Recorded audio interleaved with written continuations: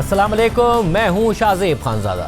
आज से 11 साल पहले शुरू होने वाले जिस मंसूबे को मोदी हुकूमत बहुत बड़ी मुआशी कामयाबी करार देती थी भारत में, इसे गेम चेंजर प्रोजेक्ट करार दिया जाता था और इसमें करोड़ों डॉलर्स की सरमायाकारी की गई थी ताकि इस प्रोजेक्ट के जरिए भारत को पाकिस्तान को बाईपास करते हुए सेंट्रल एशिया और अफगानिस्तान तक बराह रास्त रसाई मिल जाए। मगर अब खबर सामने आई है कि अमरीकी दबाव और पाबंदियों के खौफ से मोदी हुकूमत खामोशी से अपने इस फ्लैगशिप प्रोजेक्ट से पीछे हट गई है और काम बंद कर रही है, जिससे भारत को न सिर्फ खित्ते की एक अहम इक्तिसादी और स्ट्रेटेजिक पोजीशन से हाथ धोना पड़ रहा है, बल्कि मोदी हुकूमत की करोड़ों डॉलर्स की सरमायाकारी भी डूबने का खदशा है। भारत में गेम चेंजर समझा जाने वाला ये मंसूबा ईरान के पाकिस्तान की सरहद से जुड़े सूबे सिस्तान बलूचिस्तान में वाक़े ईरान की चाबहार बंदरगाह है, जहां के शहीद बहश्ती टर्मिनल पर 2016 में ईरान से तय पाने वाले मुआहदे के तहत भारत बहुत बड़ी सरमायाकारी कर रहा था और वहां का कंट्रोल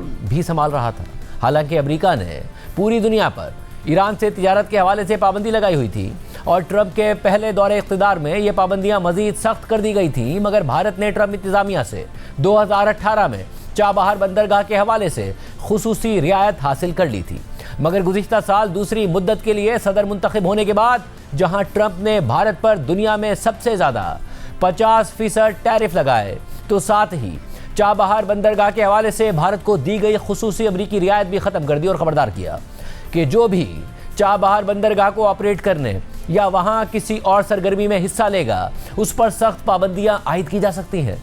ट्रंप इंतजामिया की जानिब से यह फैसला गुज़िश्ता साल सितंबर किया था ताकि ईरान को मुआशी लिहाज से मजीद नुकसान पहुंचाने और तनहा करने के लिए ज़्यादा से ज़्यादा दबाव बढ़ाया जा सके। और अमरीकी महकमा खारजा ने अपने एलामिये में लिखा था कि अमरीकी वज़ीर खारजा ने 2018 में Iran freedom and counter proliferation act यानी IFCA के तहत अफगानिस्तान की तामीर नौ और मुआशी तरक्की में मदद के लिए दी गई पाबंदियों से इस्तिस्ना वापस ले लिया है, जो 29 सितंबर 2025 से नाफिज हो जाएगा। और जब ये मनसूखी नाफिज होगी तो जो लोग ईरान की चाबहार बंदरगाह को चलाते हैं या IFCA में बयान करदा दीगर सरगर्मियों में शामिल हैं, वो पाबंदियों का शिकार हो सकते हैं। मगर भारतीय हुकूमत और मीडिया के मुताबिक मोदी हुकूमत ने चाबहार बंदरगाह के हवाले से अमरीकी हुकूमत से बातचीत करके रवां साल अप्रैल तक के लिए मशरूत इस्तिस्ना हासिल कर लिया था। लेकिन अब भारतीय अखबार इकोनॉमिक टाइम्स ने अपनी रिपोर्ट में दावा कर दिया है कि भारत अमरीकी पाबंदियों के खौफ से चाबहार बंदरगाह के मंसूबे से पीछे हटता जा रहा है और वहां खामोशी से काम बंद कर रहा है। रिपोर्ट के मुताबिक भारत की चाबहार बंदरगाह में शमूलियत तकरीबन ख़त्म हो गई है। भारत ने चाबहार बंदरगाह की डेवलपमेंट के लिए ईरान को तकरीबन 120 मिलियन यानी 12 करोड़ डॉलर्स मुंतकिल कर दिए थे और यह अदायगी अमेरिका की जानिब से गुज़िश्ता साल सितंबर में इस बंदरगाह पर दोबारा पाबंदियां लगाने से पहले की गई थी। अमेरिका ने 29 सितंबर 2025 से चाबहार बंदरगाह पर पाबंदियां दोबारा नाफिज करके भारत की स्ट्रैटेजी को मफलूज कर दिया था। ताहम चाबहार बंदरगाह पर तमाम सरगर्मियां ख़त्म करने के हवाले से भारत की तरफ से फराहम की गई तफसीलात की बुनियाद पर अमरीकी महकमा ख़जाना ने मज़कूरा पाबंदियां 6 माह के लिए उठा ली थी। यानी भारत को चाबहार पर अपनी सरगर्मियां रोकने के लिए 6 माह का वक्त दिया गया था, जो इस साल 26 अप्रैल तक है।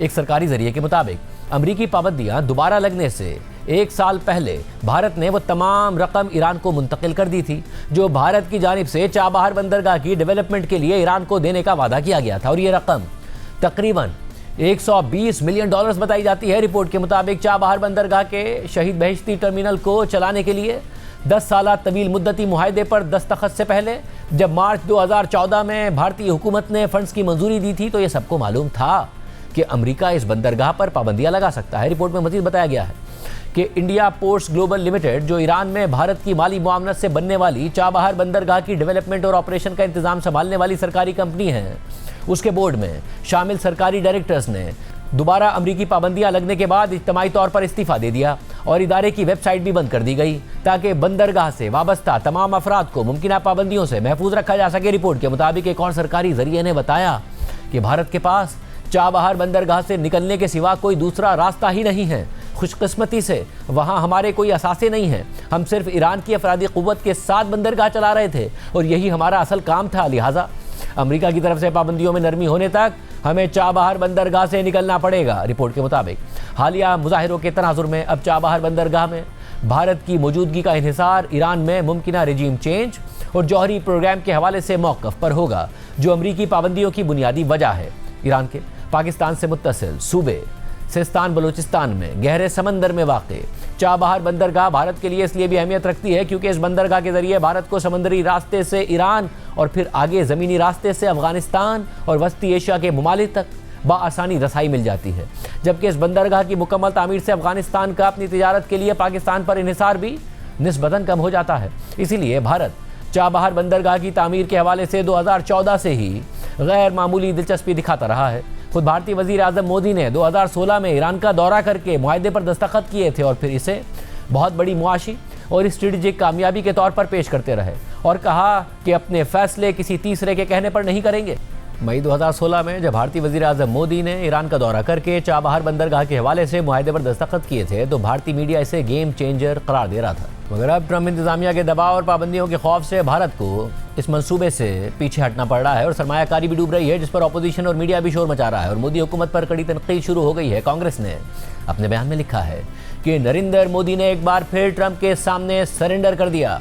रिपोर्ट्स के मुताबिक ट्रंप के दबाव में आकर नरेंद्र मोदी ने ईरान की चाबहार बंदरगाह पर भारत का कंट्रोल छोड़ दिया है और खामोशी से उसकी वेबसाइट भी बंद कर दी गई है।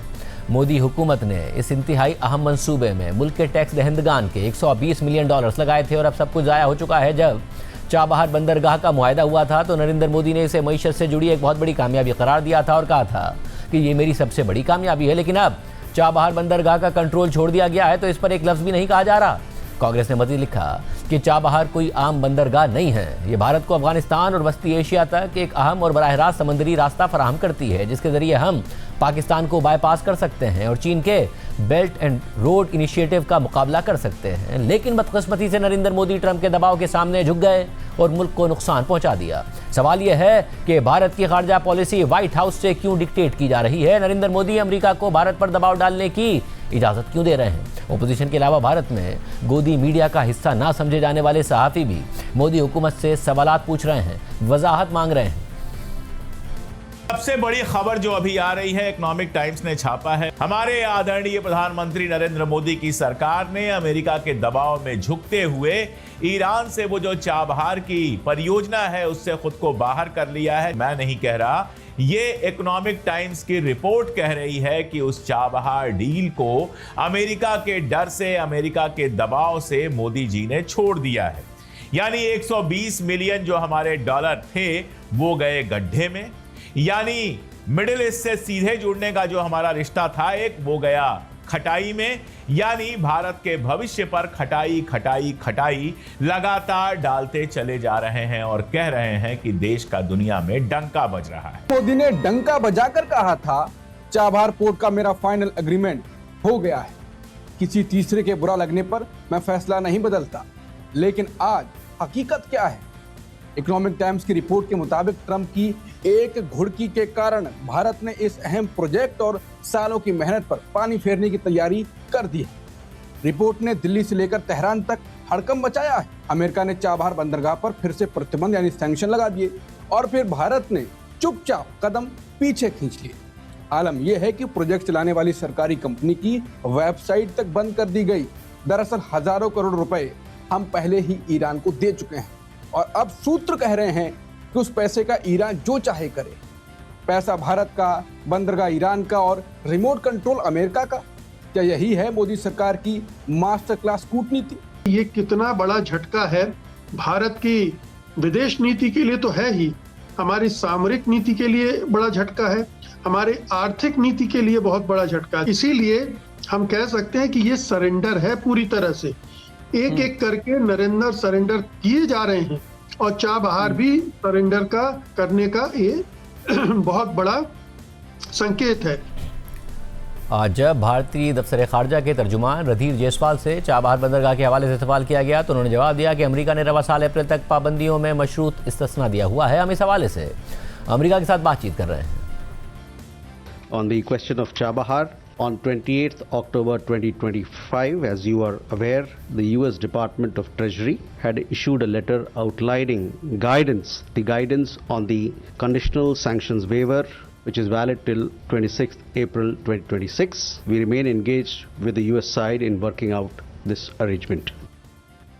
चाबहार बंदरगाह न सिर्फ भारत के लिए अहमियत रखती है बल्कि अफगानिस्तान के लिए भी बहुत अहम है, क्योंकि अफगानिस्तान लैंडलॉक्ड कंट्री होने की वजह से अपनी ज़्यादातर तिजारत के लिए पाकिस्तान पर इन्हिसार करता है और पाकिस्तान से उसके ताल्लुकात कशीदा होने की वजह से तिजारती राहदारियाँ बंद हैं। अफगान तालिबान चाबहार बंदरगाह को पाकिस्तान के मुतबादिल सबसे अहम तिजारती रूट के तौर पर देखते हैं, जहाँ से न सिर्फ अफगानिस्तान को समंदर तक रसाई मिलती है बल्कि ये बंदरगाह पाकिस्तान को बाईपास करते हुए अफगानिस्तान और भारत को भी जोड़ देती है। इस सारी सूरत हाल में जहाँ अफगान तालिबान पाकिस्तान से तनाज़े की वजह से मुआशी मुश्किलात का शिकार हैं, तो वहीं उनकी क़यादत में इख्तिलाफ़ात की खबरें आलमी मीडिया में रिपोर्ट हो रही हैं, जो कंधार ग्रुप और काबुल ग्रुप के हवाले से हैं।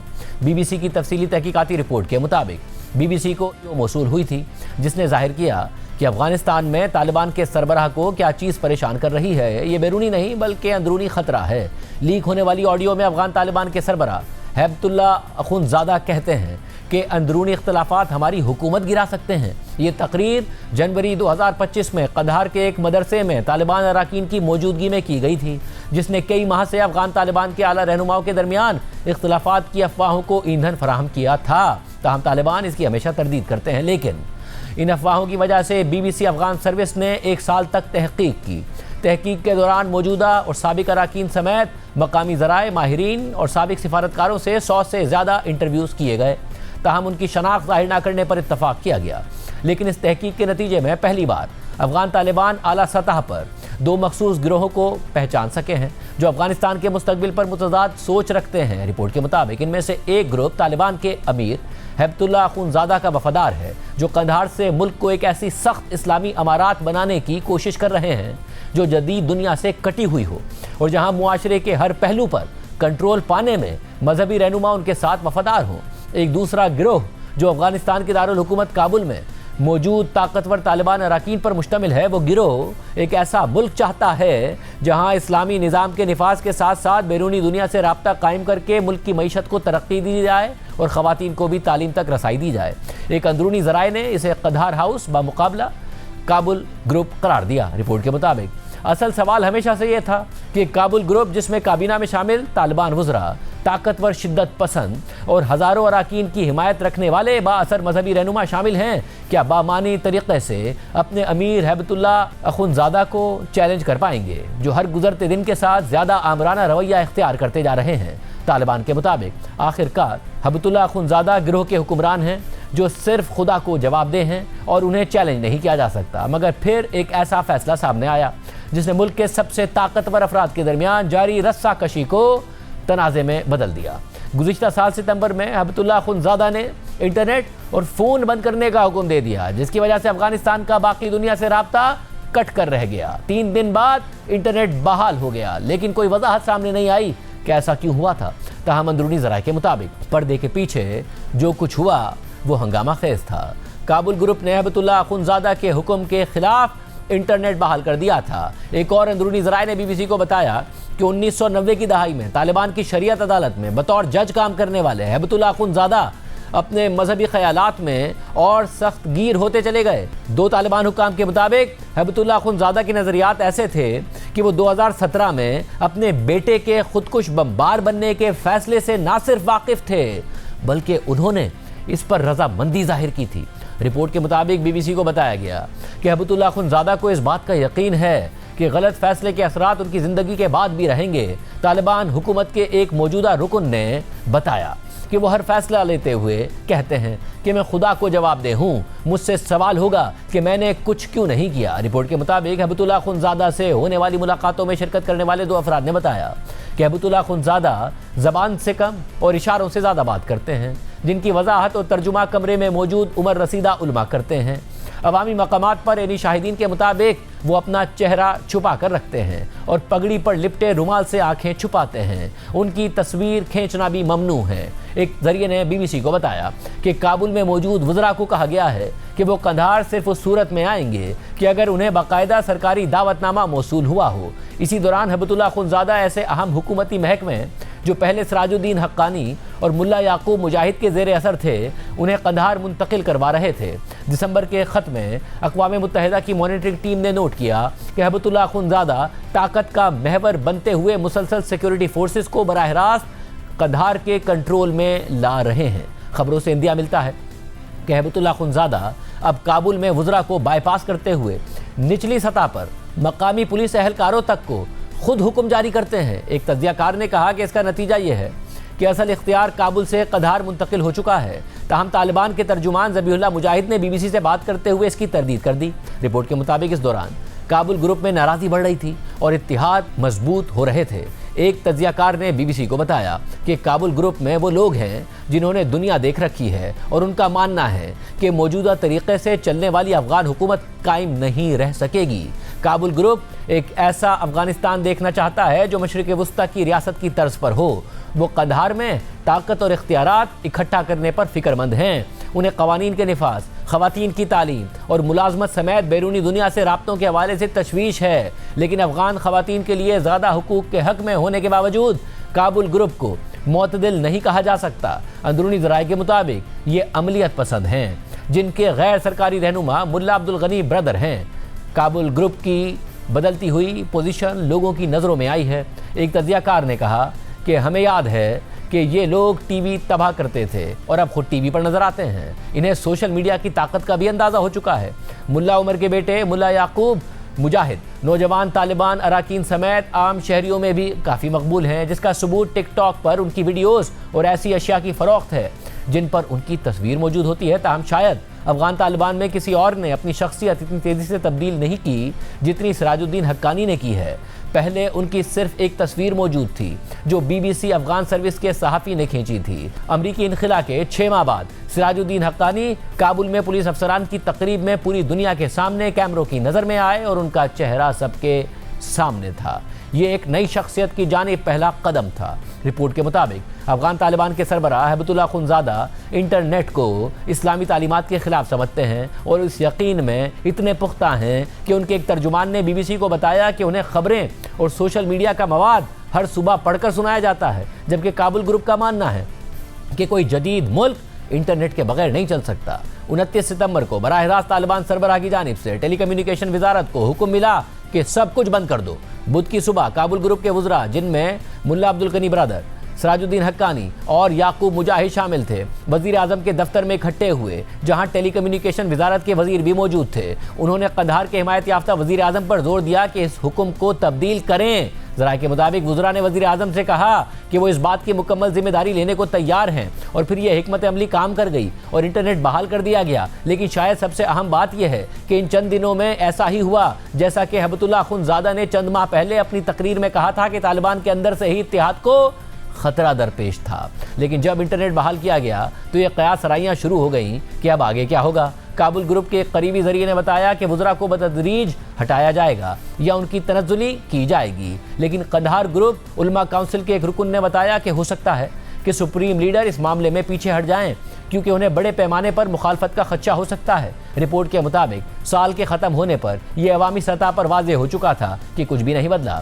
BBC के मुताबिक तालिबान हुकूमत के मरकज़ी तर्जुमान ज़बीहुल्लाह मुजाहिद ने दो टोक अंदाज में किसी भी मुबैना तकसीम को रद्द कर दिया, लेकिन साथ ही उन्होंने ये भी एतराफ़ कर लिया कि किसी भी मामले पर इख्तिलाफ रखना एक राय है, ये तालिबान के अंदर है और ये इसी तरह है जैसे किसी ख़ानदान में किसी बात पर इख्तिलाफ हो जाता है। प्रोग्राम में एक ब्रेक शामिल करते हैं, एक और अहम खबर की तफसीलात आपके सामने रखेंगे।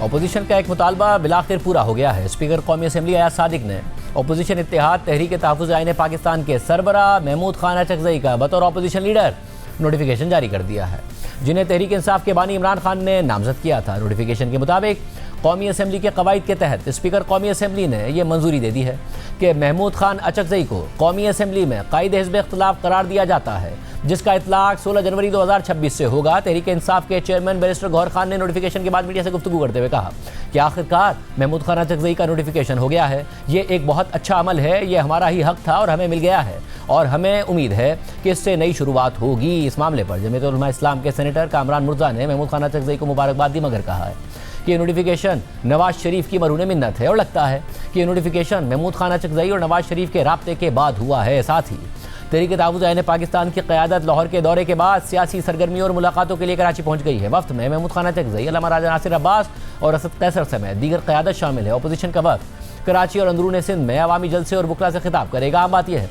कि पहले वज़ीर आला खैबर पख्तूनख्वा सुहेल आफरीदी ने लाहौर का दौरा किया। उसके बाद अपोजिशन इत्तेहाद तहरीक तहफ़्फ़ुज़ पाकिस्तान ने लाहौर का दौरा किया। फिर गुज़िश्ता हफ्ते वज़ीर आला खैबर पख्तूनख्वा स्ट्रीट मूवमेंट की तैयारी के लिए कराची पहुंचे और अब आज अपोजिशन इत्तेहाद सियासी सरगर्मियों के लिए कराची पहुंच गया है। अपोजिशन इत्तेहाद और तहरीक इंसाफ स्ट्रीट मूवमेंट की तैयारी कर रहे हैं और उन्होंने 8 फरवरी को हड़ताल की कॉल भी दी हुई है। कल अपोजिशन इत्तेहाद तहरीक तहफ़्फ़ुज़ पाकिस्तान ने 8 फरवरी 2026 की हड़ताल को कामयाब बनाने के लिए ज़िली कमेटियां भी बना दी हैं। तहरीक तहफ़्फ़ुज़ पाकिस्तान के एलामे के मुताबिक ये कमेटियां फौरी तौर पर अवाम, ताजिरों, मजदूरों, तलबा, वुकला और दीगर पेशावराना तंजीमों और शोबा ज़िंदगी से राब्ता कायम करेंगे ताकि हड़ताल में अवामी शिरकत को वुसअत दी जा सके। दूसरी तरफ हुकूमत और अपोजिशन के दरमियान मुज़ाकरात के हवाले से कोई ठोस पेशरफ्त सामने नहीं आई है और अपोजिशन 8 फरवरी को एहतजाज की तैयारी कर रही है। तहरीक इंसाफ के सेक्रेटरी जनरल सलमान अकरम राजा ने आज जियो न्यूज़ के नुमाइंदे दानियाल अजीज़ से बात करते हुए कहा कि हमें मुज़ाकरात का कोई माहौल नज़र नहीं आ रहा है। जिसको उसूलों पर बात करनी है वो हमसे बात करे। साथ ही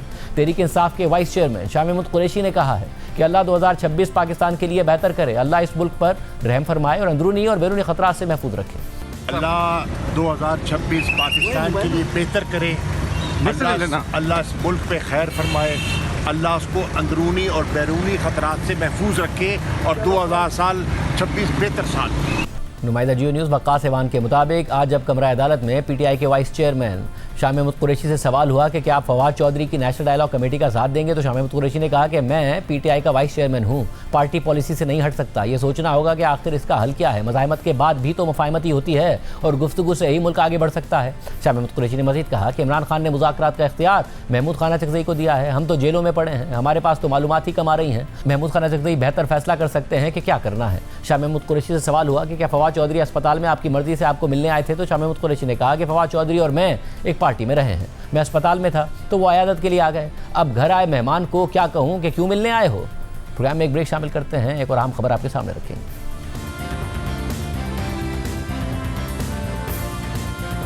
पाकिस्तान में मुबैना तौहीन मजहब के केसेस में नौजवानों की एक बड़ी तादाद मुख्तलिफ जेलों में कैद है और गैर मामूली तौर पर इन मुकदमात में गुज़िश्ता 2-2.5 सालों में तेज़ी से इजाफा हुआ है। इस मामले में एक मुबैना मुनज़्ज़म गिरोह का जिक्र मुसलसल सामने आ रहा है जिस पर इल्ज़ाम है कि वो सोशल मीडिया के ज़रिए नौजवानों को फंसाता है, उनके खिलाफ तौहीन मज़हब के मुकदमात दर्ज करवाता है और फिर ऐसे नौजवानों को मुख्तलिफ तरीक़ों से टॉर्चर और ब्लैकमेल किया जाता है और इस हवाले से हुकूमती इदारों की रिपोर्ट्स भी सामने आई हैं।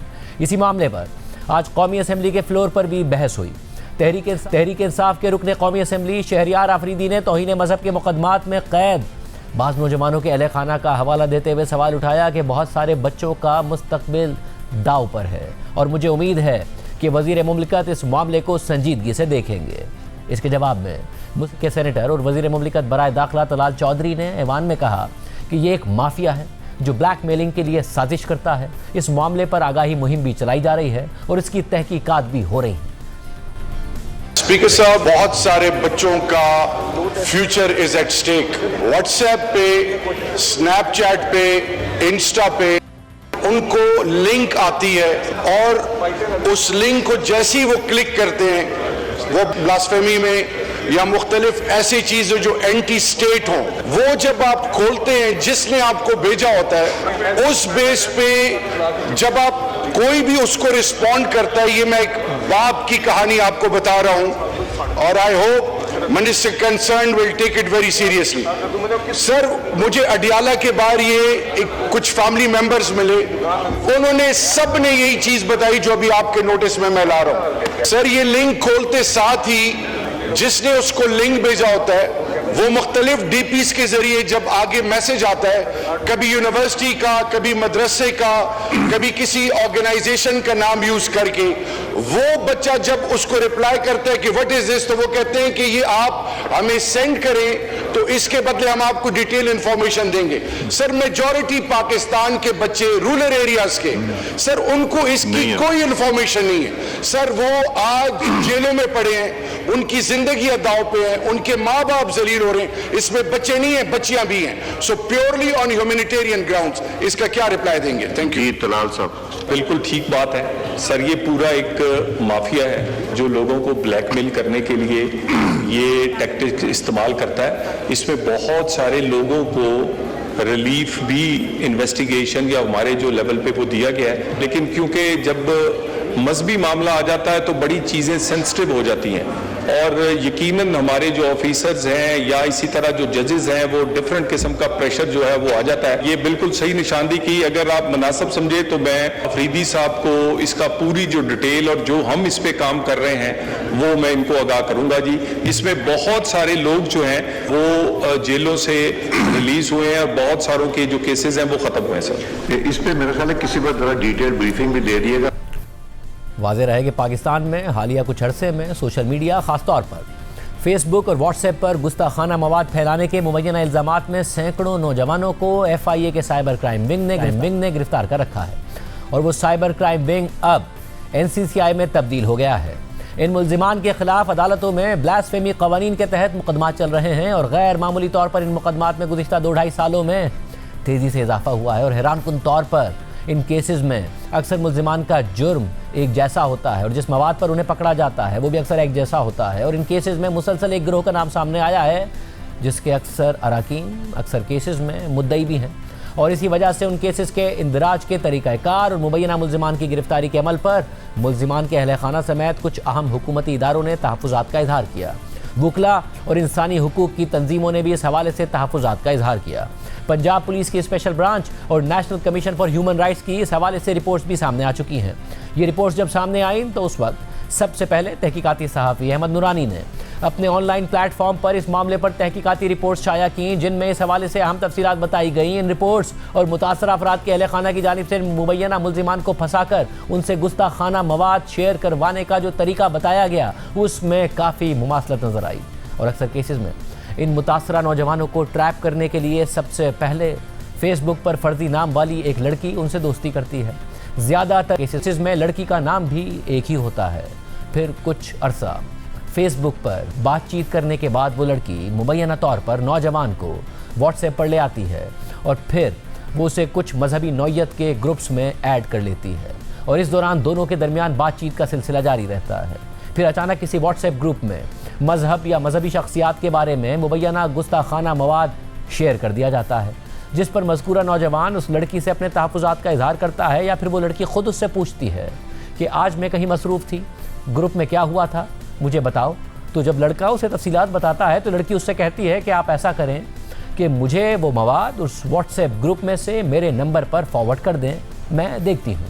इसके बाद लड़की मुबैना तौर पर इस चैट का स्क्रीनशॉट लेकर उस लड़के को ही ब्लॉक कर देती है, ताकि वो अगर चैट डिलीट करे तो उसके पास से ये मवाद गायब ना हो जाए।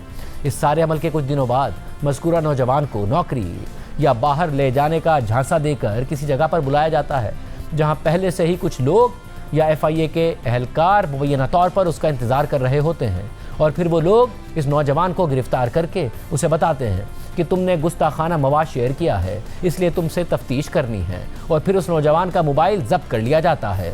और कुछ केसेस में ये प्राइवेट लोग या मुबैना गिरोह इन मुबैना मुल्जिमान को सरकारी तहवील से पहले अपने टॉर्चर सेल्स में रखता है, जहां उन पर तशद्दुद करके उनसे सादा कागज़ पर दस्तखत भी लिए जाते हैं। और कुछ केसेस में मुतासरीन से केस ख़त्म कराने के लिए 30 से 40 लाख रुपए की रकम भी तलब करने के दावे सामने आए हैं, और कुछ वाक़यात में मुतासरीन के घरों में तलाशी और तोड़ फोड़ के दावे भी सामने आए हैं, और इसमें भी FIA के अहलकारों के साथ गिरफ्तार करने वाला प्राइवेट गैंग मुलव्विस होता है, ये इल्ज़ाम सामने आया है। ऐसे केसेस में मुल्जिमान को वकील मिलना भी मुश्किल हो जाता है। जनवरी 2024 में पंजाब पुलिस की स्पेशल ब्रांच ने एक खुसूसी रिपोर्ट में इल्ज़ाम आयद किया था कि एक मखसूस ग्रुप सोशल मीडिया और व्हाट्सएप के ज़रिए लोगों को ट्रैप करके उनके खिलाफ तौहीन मज़हब के संगीन केसेस बनाता है। स्पेशल ब्रांच ने दी ब्लास्फेमी बिजनेस के टाइटल के साथ ये रिपोर्ट FIA और चीफ सेक्रेटरी पंजाब समेत दीगर मुतल्लिका अफसरान और इदारों को इरसाल करके इस मामले की मज़ीद जामे तहकीकात का मुतालबा कर दिया था। जबकि अक्टूबर 2024 में कौमी कमीशन बराए इंसानी हुकूक ने भी इस मामले पर एक तफसीली रिपोर्ट शाया की थी, जो कि एक हुकूमती इदारा है। कमीशन ने अपनी रिपोर्ट में पंजाब पुलिस की स्पेशल ब्रांच की रिपोर्ट का हवाला देते हुए कहा था कि यह रिपोर्ट हमारी फाइंडिंग्स को सपोर्ट करती है। राव रहीम और दीगर नामजद अफराद पंजाब पुलिस की स्पेशल ब्रांच और कौमी कमीशन बराए इंसानी हुकूक की रिपोर्ट्स की तरदीद करते रहे हैं और इन इल्ज़ामात को मुस्तरद करते रहे हैं। और जब हमने मामला रिपोर्ट किया था तो जिन अफराद पर इन रिपोर्ट्स में ब्लास्फेमी के झूठे केसेस बनाने का इल्ज़ाम है, उनके हामियों की तरफ से इन रिपोर्ट्स के खिलाफ हमें मुतादिद डॉक्यूमेंट्स भेजे गए और कहा गया कि पंजाब पुलिस की स्पेशल ब्रांच की रिपोर्ट एक सोर्स इंफॉर्मेशन रिपोर्ट थी और मज़कूरा रिपोर्ट बेबुनियाद और मनगढ़ंत थी। और ये भी कहा गया कि इसका एतराफ़ खुद DIG स्पेशल ब्रांच जनवरी 2025 में लाहौर हाई कोर्ट के सामने कर चुके हैं। और फिर इस सिलसिले में लाहौर हाई कोर्ट में एक हवाला दिया गया। ताहम उस पटिशन पर 24 जनवरी 2025 को होने वाली समाअत का जो हुक्मनामा हमें भेजा गया, उसमें लिखा है कि DIG स्पेशल ब्रांच फैसल राजा से जब ये सवाल किया गया कि आया स्पेशल ब्रांच ने अपनी सतह पर सोर्स रिपोर्ट के मंदरजात को मुतल्लिका हुक्काम को इरसाल करने से पहले उनकी तस्दीक के लिए कोई कोशिश की या नहीं की, जिस पर उन्होंने नफ़ी में जवाब दिया। DIG स्पेशल ब्रांच फैसल राजा ने मजीद कहा कि ये रिपोर्ट मुकम्मल तौर पर सोर्स मालूमात पर मबनी थी और स्पेशल ब्रांच ने ना तो इसकी दुरुस्तगी की तस्दीक की और ना ही उसके पस मंज़र की हकीकत जांचने के लिए कोई तहकीक की। उन्होंने मजीद बताया कि सोर्स से मौसूल होने वाले मंदरजात की तस्दीक के लिए एक रिपोर्ट तैयार करके मजीद तहकीकात के लिए DG FIA को भिजवा दी गई थी। समाअत के हुक्मनामे में मजीद लिखा है कि यहाँ ये बात भी निहायत अहम है कि additional director FIA cyber crime wing Lahore Sarfaraz Chaudhry से भी ये सवाल किया गया कि आया स्पेशल ब्रांच की जानिब से भेजी गई सोर्स रिपोर्ट के मंदरजात की तस्दीक की गई है या नहीं। इसके जवाब में सरफराज चौधरी ने FIA का मौक़िफ़ तहरीरी तौर पर जमा कराने के लिए मोहलत तलब कर ली। इसके बाद लाहौर हाई कोर्ट के 29 जनवरी 2025 के हुक्मनामे में DIG स्पेशल ब्रांच फैसल राजा के बयान का हवाला देते हुए लिखा है कि फैसल राजा ने सोर्स रिपोर्ट से मुताल्लिक एक सफ़े पर मुश्तमिल रिपोर्ट अदालत में जमा कराई, जिसे अदालती रिकॉर्ड का हिस्सा बना दिया गया। दूसरी जानिब additional director FIA cyber crime wing Lahore Sarfaraz Chaudhry ने भी अपनी रिपोर्ट रिकॉर्ड पर पेश की, जिसके मुताले से ये जाहिर होता है कि स्पेशल ब्रांच की जानिब से इरसाल की गई सोर्स रिपोर्ट किसी वाज़ेह सोर्स के बगैर थी और दौरान इंक्वायरी उसमें आयद किए गए इल्ज़ामात की तायद में कोई मुआविन मवाद दस्तियाब नहीं था। यानी जिस FIA का साइबर क्राइम विंग, जो अब national cyber crime investigation agency के नाम से एक अलग इदारे के तौर पर काम कर रहा है, उस पर ही ये संगीन इल्ज़ाम आयद किया जाता रहा है कि उसके बाद अफसरान एक मुबैना गिरोह के ज़रिए लोगों को तौहीन मज़हब के मुकदमात में फंसाते हैं, मगर इसी इदारे ने इन इल्ज़ामात की तहकीकात करके खुद ही मुख्तलिफ रिपोर्ट्स के ज़रिए अपने आप को बरी-उज़्ज़िम्मा करार दे दिया। सिर्फ यही नहीं, जनवरी 2025 में लाहौर हाई कोर्ट में स्पेशल ब्रांच के इल्ज़ामात को बेबुनियाद करार देने के लिए FIA की जिस रिपोर्ट को बुनियाद बनाया गया, वो रिपोर्ट सरफराज चौधरी ने तहरीर की थी। और सरफराज चौधरी वही अफसर हैं जिन पर खुद करप्शन, इख्तियारात के नाजायज़ इस्तेमाल और रिश्वतखोरी के संगीन इल्ज़ामात आयद हैं, जो इस वक्त जेल में हैं। और हाल ही में मारूफ यूट्यूबर सादुर रहमान उर्फ डकी भाई से रिश्वत लेने के मुकदमे में भी उनका नाम नुमाया तौर पर सामने आया था। इसी केस के बाद उन्हें अपने ओहदे से मुस्ताफ़ी होना पड़ा और अब वो मुख्तलिफ मुकदमात का सामना कर रहे हैं। इससे पहले सरफराज चौधरी का नाम भी नौजवानों को ट्रैप करके तौहीन मज़हब के संगीन इल्ज़ामात में नामजद करवाने वाले मुबैना ब्लास्फेमी बिजनेस ग्रुप से जा रहा है। और यही सरफराज चौधरी हाई कोर्ट में खुद को क्लीन चिट दे रहे थे अपने इदारे को। सरफराज चौधरी की मई 2025 की एक वीडियो भी मौजूद है, जिसमें वो एक सेमिनार से खिताब करते हुए ना सिर्फ ये बताते हैं कि उन्होंने ऑनलाइन तौहीन मज़हब के मुबैना मुल्ज़िमान को कैसे गिरफ्तार किया, बल्कि वो वकला को भी खबरदार करते नजर आते हैं कि वो ऐसे मुल्ज़िमान के मुकदमात तक ना लड़ें। इस सेमिनार में कलअदम तहरीक लब्बैक पाकिस्तान के सरबरा साद रिजवी भी मौजूद थे और इस दौरान सरफराज चौधरी ने कहा कि वो तहरीक लब्बैक पाकिस्तान के साबिक सरबरा मरहूम खादिम रिजवी के मुरीद हैं। कोई यूनियन, कोई दुनिया के तमाम कंट्रीज अगर हमें रोकना चाहें, हम इस काम को नहीं रुकने देंगे, हम इन लोगों को पकड़ेंगे। हम आपको भी फिगर बताता हूं मैं आगे कि मैंने आज तक कितने बंदे पकड़े हैं। 400 प्लस मुल्ज़िमान इस वक्त हमने पकड़े हुए जो जेलों में हैं। 36 के खिलाफ कानूनी कार्रवाई के बाद सजाएं हो चुकी हैं। मोस्ट ऑफ के लिए सजाए मौत है, कुछ इसके अंदर ऐसे हैं जिनको उम्र कैद की सजा मिली है। और हम डेली ट्रायल बेस पे हमारे स्पेशल लॉयर्स हैं, जो प्रोसिक्यूटर्स हैं, जो ब्लास्फेमी कोर्ट्स में पेश होते हैं, इंश्योर होते हैं कि तमाम गवाहान हों और हम जल्द से जल्द इसकी तकमील के लिए करें। मेरी अपनी वकला बरादरी से एक दरख्वास्त है कि जो इन ब्लास्फेमियर्स के वकील बनते हैं, वो काइंडली उनसे मेहरबानी है कि वो एक दफ़ा मेरे ऑफिस आएँ, उनको जाने, खुदारा वो इन ब्लास्फेमर्स के साथी मत बने और अपने अल्लाह के और उसके रसूल पाक सल्लल्लाहु अलैहि वसल्लम के घर में खुद को इस रुसवा ना करें।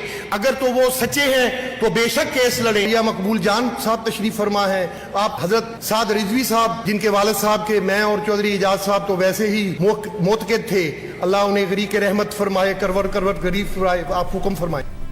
हुब्बुल वतनी के दावे करते हुए दूसरों की हुब्बुल वतनी पर सवाल उठाने वाला, मज़हब पर लेक्चर देते हुए दूसरों के मज़हब पर सवाल उठाने वाला ये शख्स आज गिरफ्तार है। वकला को ये कहने वाला दूसरों पर ब्लास्फेमी के इल्ज़ाम लगाकर के केस ना लड़ें, ये वो शख्स आज करप्शन के इल्ज़ाम में गिरफ्तार है। में भेजी गई दस्तावेज़ात के साथ ये भी कहा गया कि कौमी कमीशन बराए इंसानी हुकूक की रिपोर्ट को लाहौर हाई कोर्ट ने गैर कानूनी और अपनी कानूनी हदूद से तजावुज़ करार देकर फरवरी 2025 में मुअत्तल कर दिया था। लेकिन इस हवाले से हमें लाहौर हाई कोर्ट का जो हुक्मनामा दलील के तौर पर भेजा गया, उसमें कहीं भी ये बात नहीं लिखी है कि NHCR की रिपोर्ट को मुअत्तल किया गया है। और जब हमने इस हवाले से ब्लास्फेमी के केसेस का सामना करने वाले मुल्ज़िमान के वकील उस्मान बड़ाइच से रब्ता किया तो उनका कहना था कि लाहौर हाई कोर्ट के 24 फरवरी 2025 के मज़कूरा ऑर्डर की इब्तिदा में जो बहस हो रही है वो फरीक़ैन के दलाइल हैं। और इस ऑर्डर में अदालत ने सिर्फ ये कहा था कि इस रिपोर्ट की बुनियाद पर कोई एडवर्स एक्शन ना लिया जाए, यानी इस रिपोर्ट में जिन लोगों के ऊपर इल्ज़ाम है उनके खिलाफ कोई कानूनी कार्रवाई ना की जाए। और ये रिपोर्ट आज भी मौसर है और ये ऑर्डर 24 फरवरी 2025 का है, जबकि 6 मार्च 2025 को इस केस की समाअत करने वाले जज मुस्ताफ़ी हो गए थे और ये पटिशन आज भी ज़ेर इल्तवा है। इसके अलावा हमें भेजी गई मालूमात में यह मौक़िफ़ भी इख्तियार किया गया कि DGFIA ने कौमी कमीशन बराए इंसानी हुकूक की मज़कूरा रिपोर्ट की इंक्वायरी के लिए भी 4 रुकनी कमेटी कायम की थी। और मज़कूरा कमेटी ने फरवरी 2025 में यह कहा कि कौमी कमीशन बराए इंसानी हुकूक की रिपोर्ट बेबुनियाद, मनगढ़ंत और हक़ाइक़ के बरक्स है। मगर इस रिपोर्ट के बारे में जब हमने तहकीक की तो पता चला कि FIA के जिस अफसर ने यह कमेटी तश्कील दी थी और इस पर तहकीकात का हुक्म दिया था, उस अफसर पर खुद इख्तियारात के नाजायज़ इस्तेमाल के संगीन इल्ज़ामात हों और ये मालूमात हमें आला सरकारी ज़राए ने दी हैं।